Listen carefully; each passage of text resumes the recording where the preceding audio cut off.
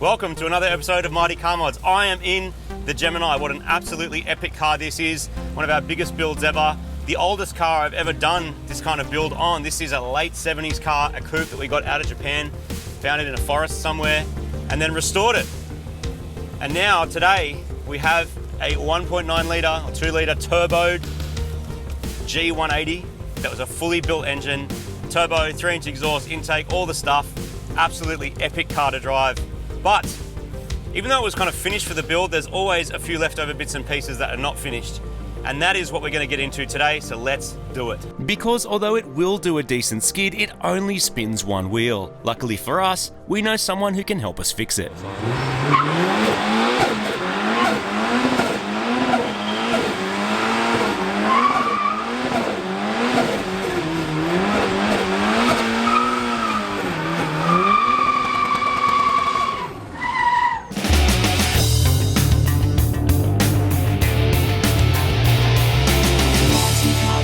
This is Frank from Gearbox Express. Apparently you're the guy to come and see if your car only does weak one-wheel burnouts. That's what it says on my shirt, yep. What do I do to fix it? We put a nice LSD in there. What's LSD do? Makes it go sideways. Okay, let's do it. Done. I can't remember the last time I drove a Gemini.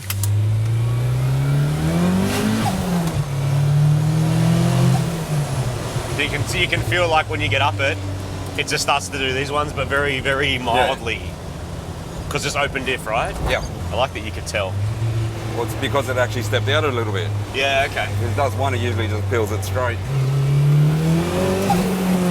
It's a bit of a mystery with the JDM Geminis as well, because in Australia we know exactly what we got. We got like a Salisbury diff, unless you got a diesel, in which case you got this diff. Yeah. The Japanese ones, the PF50s, like, don't really know, and there was different sporty versions and stuff like that too. You guys are right, eh? Goes pretty good. You guys are right. Yep. And you got dusted by the Hilux. I got dusted by the Hilux. I got 185 tyres on it. Yeah. Versus 225 or 235, whatever it is. Yeah. And also, we limited the power just based on the fact there's no grip. Yeah. So it's only on 20 pounds. The motor's built for 30. Okay. So we can turn it up. Yeah. But it kind of felt pointless if we're just going to turn it into smoke. He's going to bake one tyre, what's the point? Exactly. He needs to break stuff for nothing. Yeah. It's a nice little tight car though. It is a nice tire. Every single suspension bush replaced. Yeah. Every single thing you can think of. We went through it.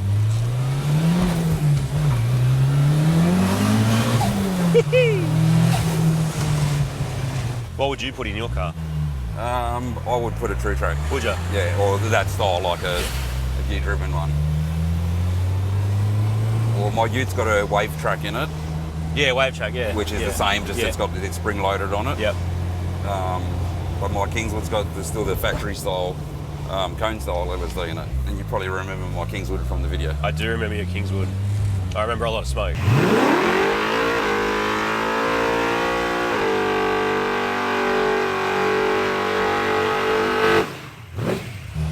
What do you got against tyres?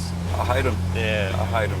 So yeah, overall, Frank's car reviews, in terms of how she drives. It's good. It's really good. Yeah. Cool. But might benefit from a bit more grip in the back. Oh, 100%, definitely. So what do you predict will change in terms of how you drive it once you put a Quafe ATB, whatever it is, in it? Well, once you put the LSD in it, you'll be able to give it more boost and it'll take more power and it'll go quicker. Yeah.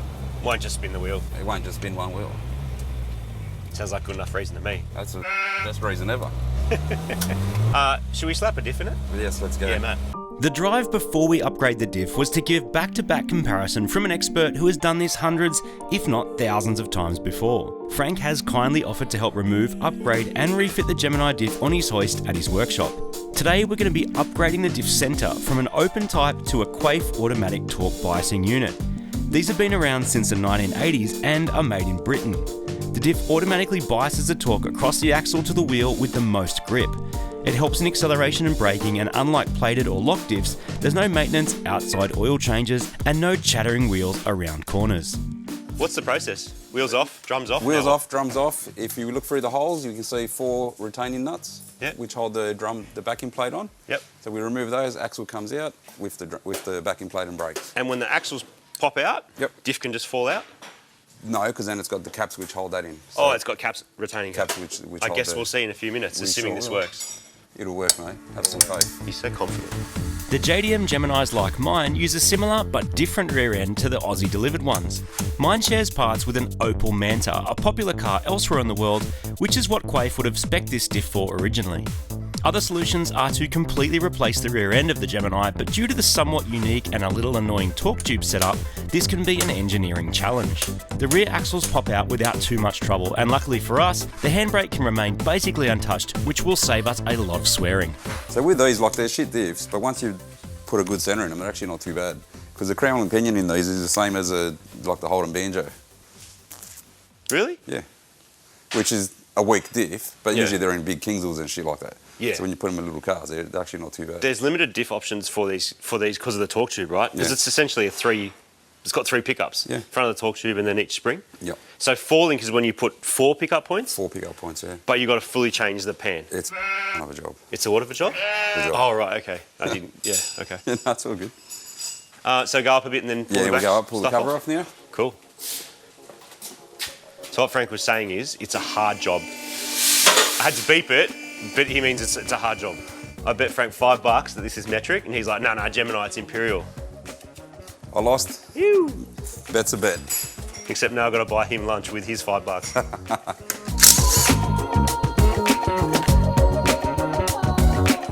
Oh yeah. That's why you leave a bolt there.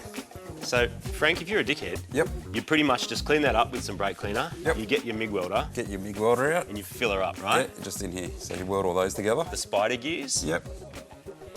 And then if you do that and fill it back full of fluid, put the cap back on, lock diff. Lock diff. That's it. Cheapest diff upgrade Cheapest ever. diff So why upgrade ever. why are we not doing that? What's the benefit of? Well, when you do that, you compromise the strength of everything. Okay.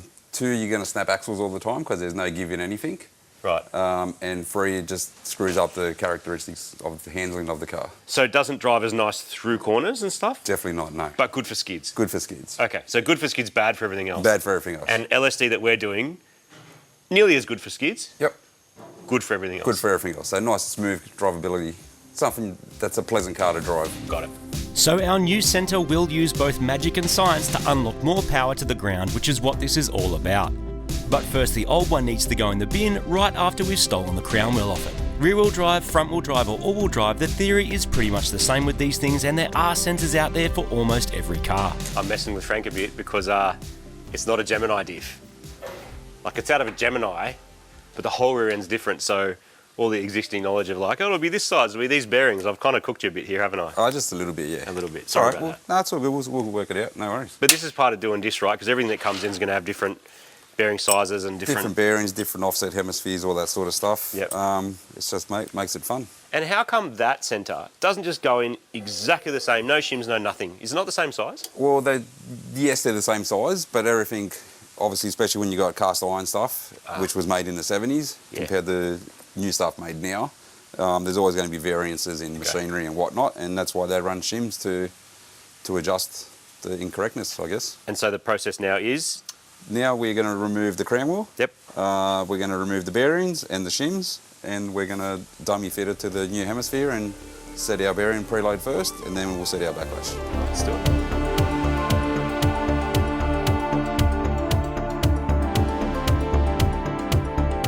We're going to take the bearings off to make sure it's actually the right size and it actually will fit. These are for a Opel Manta. And the rumour is that it fits a PF50 and PF60 Gemini, because it's all the same rear end that they had in Europe. And they had cars that looked like this in Europe as well. So it's a bit of a parts bin thing, but there's also change over years. So 79 might be different to 80 or 8 to 78, whatever. But we'll know in a minute once we pull it apart. And otherwise, we'll get the welder out. Frank first attempts to get the bearings off the original diff with a puller, but it's not going to cut it, so we're going to have to use the press. And it's very possible that these bearings have not been touched since they left the factory nearly 50 years ago. How many diffs have you done? 500? Minimum. 1,000? 1,000. 1,000 diffs. I'd say 1,000. Or 24 years in business, plus 5 years at another shop, Doing gearboxes and diffs? doing gearboxes and diffs. Right. And what made you decide to go do it yourself? Just ready? Just ready, yeah. The time was right. Had an opportunity and, yeah, pretty much took it. Is that a big leap? Because I know for a lot of people who are working at, other businesses or in mechanic shops, whatever, Yeah. it's always that thing of like, I want my own shop. It What's was, the reality? What's it actually feel like when you do it? well, it was a massive leap. I had to mortgage my father's house. Oh, really? Yeah, so I had to make sure it worked and Right. yeah, and not muck around and do what I got to do. To get all the equipment and the... Well, this was actually an existing business which I took over. Right. So I just had to make it mine and whatnot, and yeah, get my daddy's house back. And how many years until the pressure was off for that sort of stuff? Did it take a year, 5 years, 10 years? Probably about 10. 10 years? Yeah, about 10 years. Right. It's always a good idea to replace these bearings, but I can't get any to suit this diff, so we're going to have to recycle what's there. Luckily for us, they're not in too bad condition and will come good with a clean-up. Of course my car would fight, because they always fight. You know, one thing we probably should check is make sure the splines are the same. Make sure it's got the same number of All that too. thingos, yeah. But even if we grab it, check it on an axle. It looks like we do have the right part, which is excellent news, but there's still a bit of work to do. We have to get the bearings off without damaging anything and then put everything through a cleaning process. So say they put the shims under the bearing? That sucks. That's stupid, isn't it? That sucks. So every time you got to do that? Yeah. Well, that's poo. Yeah. And you have to do it inside the car because this has to mesh properly, right? Yeah, yep.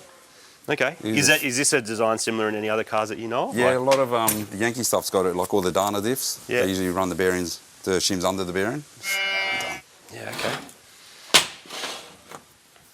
That's looking better. Ah, yes, look at that. Okay. We're worried because it looked like it was going to be like 5 mil different height, which was just not works. But No. I think we're okay. As long as these match and the crown wheel actually goes on, it looks like, and because the splines fit. Splines fit, the offset is the same. Yep. And Because sometimes with these being different heights, when they run different ratios in them, Yeah. they'll run a different height offset of the hemisphere to fit a fatter crown wheel. Yep. So it all fits in that same case. Yep. That's why they have different ones. So yeah, Do you consider yourself good at maths? no. Really? No. But you need, like, don't you need to measure and know Just fractions? fingers and shit, I'll work it out. Yeah, okay. 17. Bet you it's a 14. It's a 14, isn't it? Never gonna learn, am I? Still keeps reaching for it. That's going to be a 7/64. I really can't blame him because so much of what comes through the door is big power old school hot rods that were being made in factories before we went to space, or at least before yacht rock was a thing. And let's be honest, yacht rock music videos featuring mad cars is what got us all into this mess anyway. None of them snapped. Do they snap sometimes? They can sometimes, and sometimes certain cars got left-hand threads. Oh, really? Yeah. So And that's factory Loctite Yeah. to stop them coming out. They're really keen to have that not come out in 1978, weren't they? definitely. And if you look at the bottom of the bolts, they got the lock-in washers on them built into it as well. To bite into there. bite in, yeah. So these Japanese guys definitely didn't want the bolts coming out. Yeah. All right. Knock him off. Knock the crown wheel off now.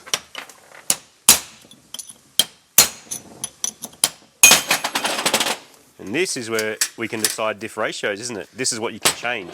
Correct, yeah. So now, if you want to find out what we got, we do a tooth count. So 2, 4, 6, 8, 10, 12, 14, 16, 17, 20, 22, 42, 43. And he says he's not good at maths. Do you see how quickly he counted that? Literally counted that in 8 seconds. Did you say 43 teeth? 43 teeth. So now we're going to count the pinion.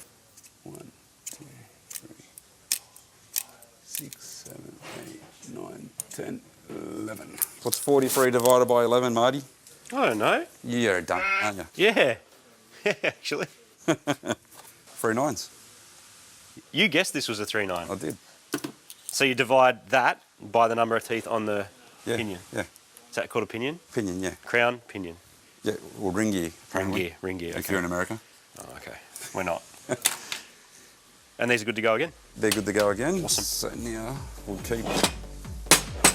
Might actually wash them first, so.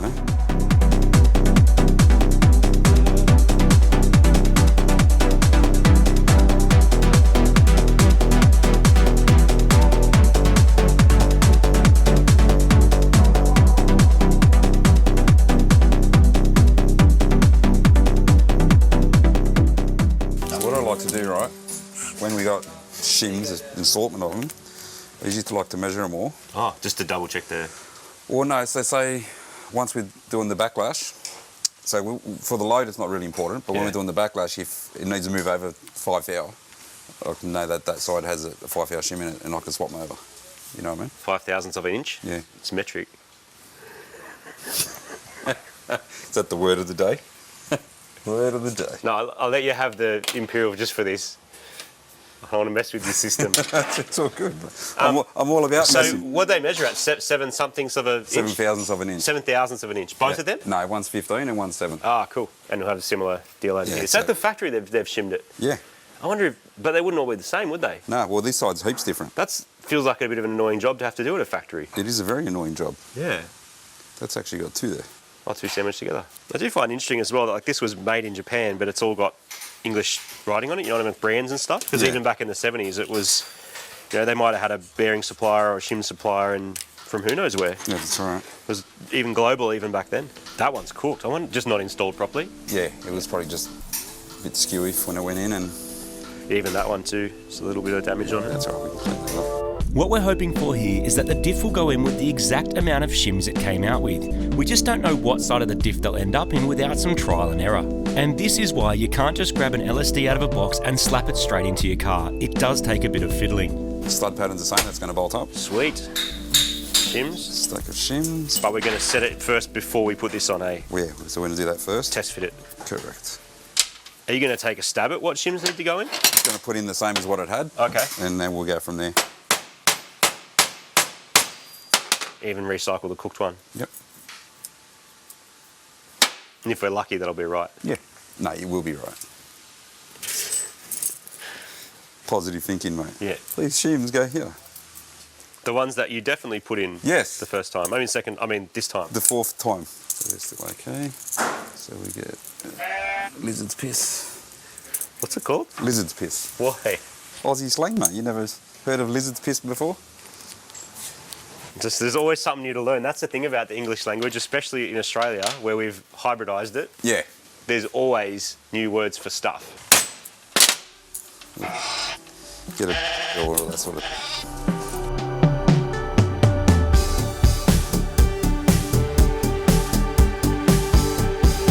Strong.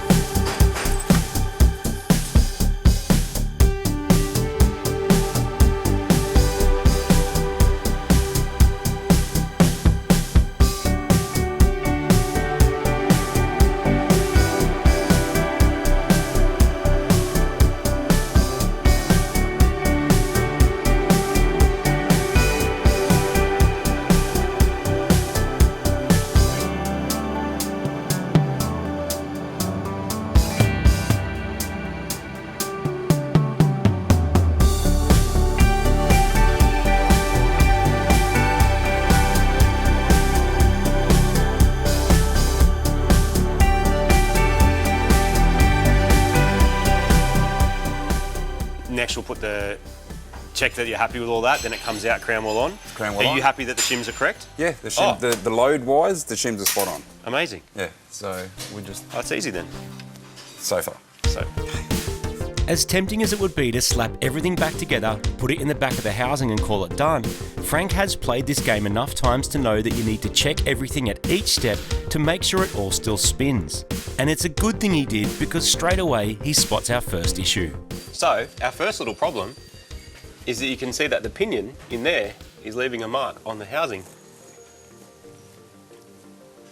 Don't know why. No idea. Let's modify. Cool. The pinion is touching our new diff centre. It's a fraction of an inch, millimetre, but it needs to be sorted out. Pulling the entire torque tube and diff apart, removing it from the car and machining the front of the pinion is one option. But Frank has encountered this before and reckons removing a tiny bit of material from the face of the pinion will sort it out, in minutes rather than days. The yellow paste he applies is a great way to visually spot the clashing and where to remove material from. A bit of a tickle with a sanding disc and it fits perfectly. And now that the centre fits, we can install the original crown wheel onto our new LSD. So not only are we good at maths over here, we're good at thermodynamics. I can't even say it. Thermodynamics. Yeah, that's the word. So- Something like that. We're gonna Cool the hemisphere and we're gonna heat the crown wheel. cool. Let's do it. While the various parts are going on their various thermal journeys, I'm going to give the back of the diff housing a coat of paint and clean up the original bolts. We'll be putting some new Loctite on this to hopefully last another 48 years.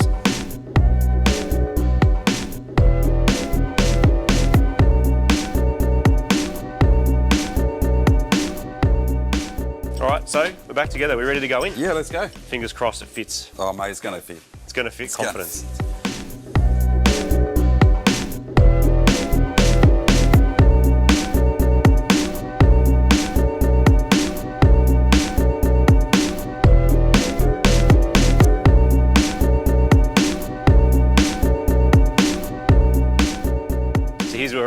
got no backlash. Correct. Which means it's all just too tight. Yep. So how do we fix it? So, because we have the shims under the bearings here, we must remove both bearings, and the side where the crown wheel is has more shims in it. Yep. And we need the crown wheel to go that way. So we need to remove shims from here to put them on this side so it pushes everything across. And you wrote down what size they are? What sizes it's got in there. So now we're just going to find the 11 foul shim, add it to the other side, Yep. which should move it across enough, fingers crossed, and Yep. we should be sweet. Okay. Tedious, sure is, but no backlash means premature wear and sooner or later a broken diff, which is even more embarrassing than single wheel burnouts. Experienced people's ability to do these hard yards is taught by seeing what happens if you just can't be bothered. So we're going to fit, check, remove, re-shim and check over and over until we get this perfect. Third time lucky. We're moving some shims around, we'll try again.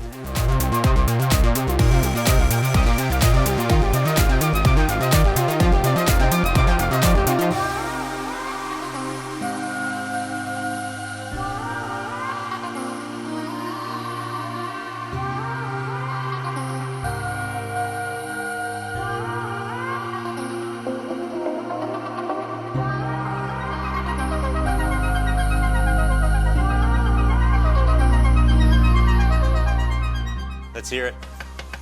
It's the sound. That's the sound we want, right? That's the sound. That means there's some backlash in there, and we're not going to cook our diff. Winner. I mean, it only took like 8 goes. We got there. This is how optimistic I am. Donuts while eating donuts. Oh, how good's that? You reckon you can do it? Oh, yeah. Yeah, I'm mad. All right, we're on. I'm going to put this here.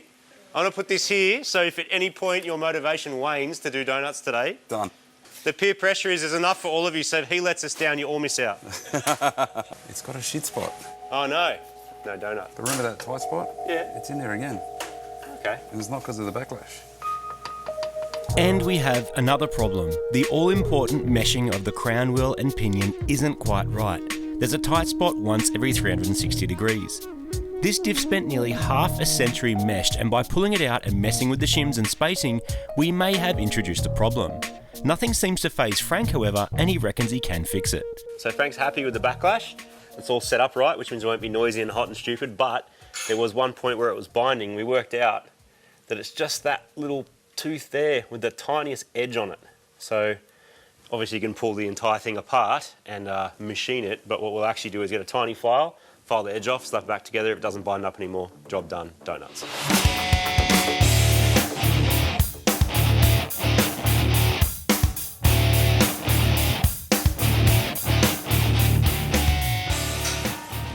Job done, mate. That's the special Frank touch. That costs extra. This is the feel. No more binding spots, no more tight spots. Bit of backlash. Bit of backlash. You're happy with that? Happy days. Look at that. Skid ready. Put it back together, put the cover on, stick some oil in it.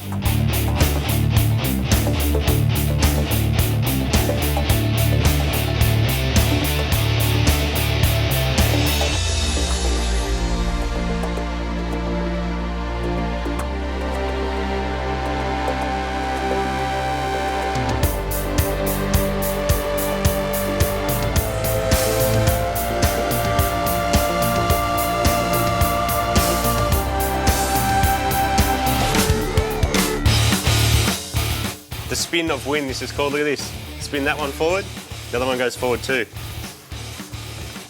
Diff is in. The Quaif wants a 75/90 and a GL5 for its limited slipness. It is basically just a bunch of cogwheels in there. There's nothing too fancy going on with the plates or anything like that, which means it should last for ages. I've also got Transmax axle long life, so specifically for discs. They do make the same grade for gearboxes as well, which you've used in lots of different cars, but this is perfect for this high quality oil.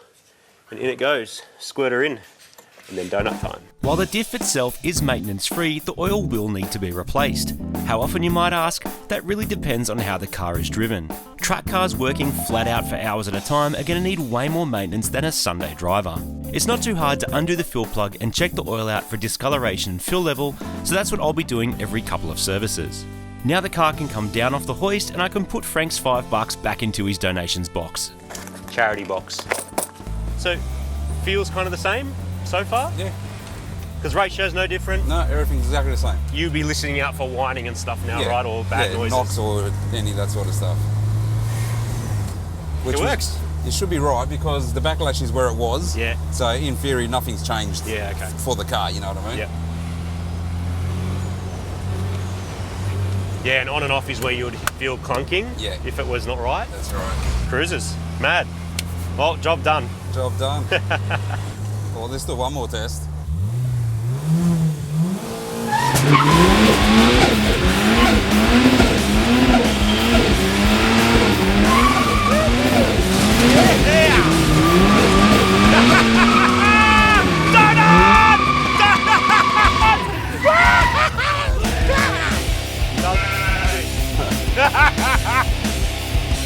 That is how you change a diff to do mad skids, because single leg skids are weak. Thanks to Frank, thanks to everyone at Gearbox Express. What a mad day out. I'm gonna drive a Gemini, go do some skids. Cheers. Wow, fantastic.